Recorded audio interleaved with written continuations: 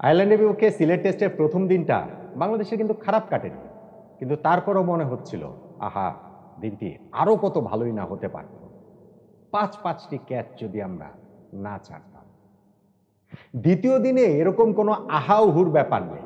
এই দিনটা বাংলাদেশের কেটেছে স্বপ্নের মতো। টেস্ট ক্রিকেটেই বাংলাদেশের এই ২৫ বছর পেরিয়ে সবচেয়ে ভালো দিনগুলার একটা কেটেছে নিঃসন্দেহে। প্রতিপক্ষ সেটা যেমনই হোক না কেন।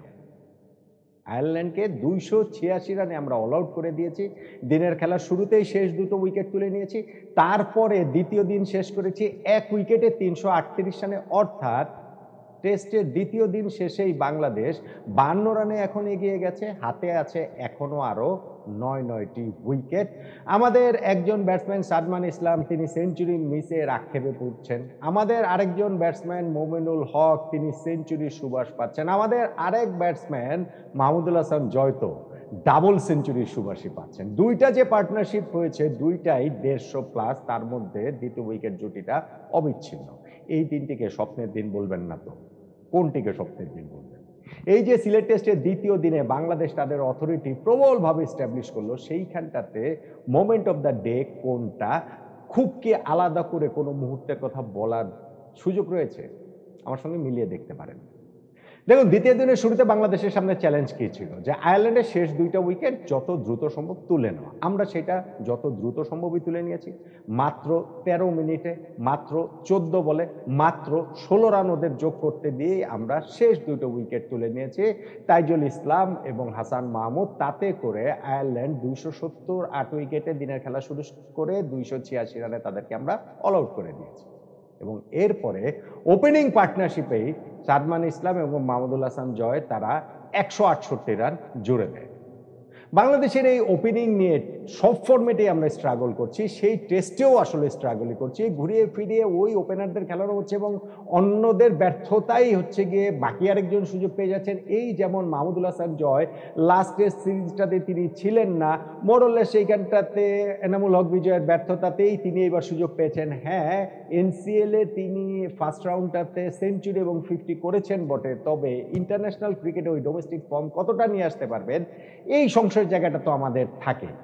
জয় সেটা নিয়ে আসতে পেরেছেন এবং সেইটা এমনভাবে এনেছেন যে তার টেস্ট ক্যারিয়ারে দ্বিতীয় সেঞ্চুরিটা তুলে নিয়েছেন। ক্যারিয়ারের সেকেন্ড বা থার্ড টেস্টটাতেই তিনি সাউথ আফ্রিকার বিপক্ষে ২০২২ সালের ডারবানে দুর্দান্ত একটা সেঞ্চুরি তিনি করেছিলেন। তারপরে এই ১৯ নাম্বার টেস্টে এসে তিনি দ্বিতীয় সেঞ্চুরি করলেন। সিগনিফিকেন্ট যেটা সেটা হচ্ছে গিয়ে তিনি এটা কামব্যাক টেস্টে করলেন। দল থেকে বাদ পড়ার পর আবার যখন দলে সুযোগ পেলেন, তখন এই সেঞ্চুরিটা জয়ের ক্যারিয়ারে নিঃসন্দেহে একটা সেকেন্ড লাইফলাইন দিল। আমরা ওইভাবে বলতে পারি। অবভিয়াসলি তিনি অনেক তরুণ, তার সামনে দীর্ঘ ক্যারিয়ার পড়ে রয়েছে। কিন্তু যখন আবার কামব্যাক করে প্রথম টেস্টের প্রথম ইনিংসটাতেই এইরকম একটা ড্যাডি সেঞ্চুরি করেন, যেটাকে আসলে বিগ ড্যাডি সেঞ্চুরি করে ফেলার সুযোগ রয়েছে, ডাবল সেঞ্চুরি করার সুযোগ রয়েছে।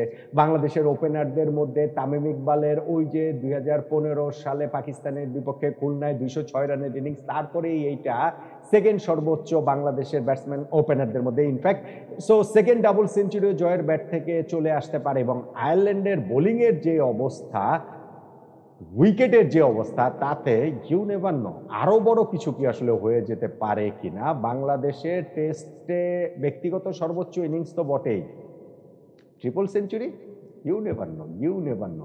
সেইটা আমরা থার্ড ডেতে গিয়ে দেখবো। কিন্তু ওই যে সেকেন্ড ডেতে যখন ওদেরকে শুরুতে আমরা ১৬ রান যোগ করেই শেষ দুটো উইকেট তুলে নিয়ে অল আউট করে দিয়েছি, তারপরে ওপেনিং পার্টনারশিপে ১৬৮ রানের সেই ফাউন্ডেশনটা তৈরি হয়েছে। সাদমান ইসলাম তিনি নিজেকে আসলে একটু ব্লেমই করতে পারেন, বা তিনি নিশ্চিতভাবেই ব্যাট দিয়ে নিজের মাথা ঠোকাচ্ছেন যে সেঞ্চুরিটা ফেলে আসলাম।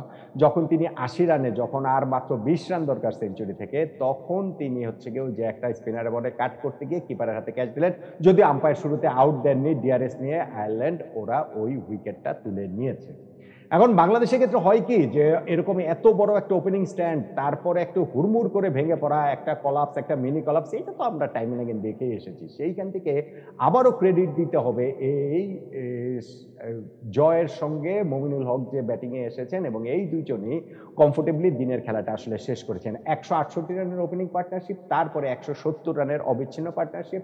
মমিনুল হক তিনি ৮০ রানে নট আউট রয়েছেন, সেঞ্চুরির সুবাস পাচ্ছেন। আর জয় তিনি ১৯০ বলে সেঞ্চুরিতে পৌঁছেছেন। তারপরে গিয়ে তিনি মনে হচ্ছিল আরো কনফিডেন্ট হয়েছেন এবং পরের অংশের ব্যাটিংটা তার আরো ভালো হয়েছে।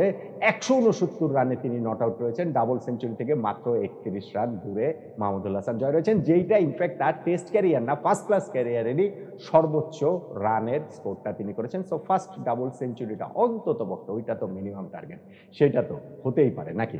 জয়ের ইনিংসটা একেবারে চান্সলেস ছিল তা না। দিনের খেলার একদম শেষ অংশের দিকে যখন তিনি ১৫৬ রানে, তখন একটা সুযোগ দিয়েছিলেন, পল স্টার্লিং স্লিপে তার ওই ক্যাচটা ফেলে দিয়েছেন। কিন্তু সেইটাকে মোমেন্ট অফ দ্য ডে বলবো? ১৫৬ রানে যদি মাহমুদুল হাসান জয় আউটও হয়ে যেতেন, তাতেই বা আসলে কি যেত আসতো? দিনের খেলাতে আসলে তাতে কোনটাই বা পার্থক্য তৈরি করে দিত? আসলে দিনের খেলাটাতে আমাদের ব্যাটসম্যানরা, যে ৩ ব্যাটসম্যান খেলেছেন, তারা এত ডমিনেট করেছে যে সেইখান থেকে আলাদা করে মোমেন্ট অফ দ্য ডেতে একটা জায়গা বেছে নেওয়াটা একটু কঠিন। আমাদের ধরেন বাকি ব্যাটসম্যানরা, নাজমুল হোসেন শান্ত দীর্ঘ একটা সময় প্যাড করে তিনি বসে আছেন। আমাদের মুশফিকুর রহিম, যিনি তার ৯৯তম টেস্ট খেলছেন, তিনিও এই ৩ নম্বর দিনে নিশ্চিতভাবেই ব্যাটিং করতে যাবেন। লিটন দাস রয়েছেন। ফলে টেস্টের থার্ড ডেতে বাংলাদেশ আইরিশদের একেবারে ধরাছোঁয়ার বাইরে টেস্টটাকে নিয়ে যাওয়া, ৫২ রানে আমরা এগিয়ে রয়েছি, সেই লিডটাকে এত বড় করে ফেলা, যেইখান থেকে আয়ারল্যান্ডের আসলে বাংলাদেশকে আর ধরা সম্ভবই হবে না। টেস্ট ম্যাচটা বাংলাদেশের এখন ওই রকমই টার্গেট থাকবে এবং এই ম্যাচ জয়ের জন্য বাংলাদেশ এখন নিঃসন্দেহে ফার্ম ফেভারিট। অবভিয়াসলি উইকেটে এখন পর্যন্ত খুবই প্লাসিড ব্যাটিং উইকেট, খুবই ফ্ল্যাট উইকেট, কিন্তু নিশ্চিতভাবেই সময় যত গড়াবে স্পিনাররা এই জায়গাটা থেকে সাহায্য পাবেন এবং বাংলাদেশের একাদশে মিরাজ, তাইজুল, হাসান মুরাদরা রয়েছেন, তারা সেকেন্ড ইনিংসেও আরো গুরুত্বপূর্ণ রোল প্লে করবেন এবং অবভিয়াসলি ক্যাচগুলো ধরতে হবে, তাতে করে এই টেস্ট জয়ের জন্য বাংলাদেশ ফেভারিট, সেইটা আসলে বলা যেতেই পারে।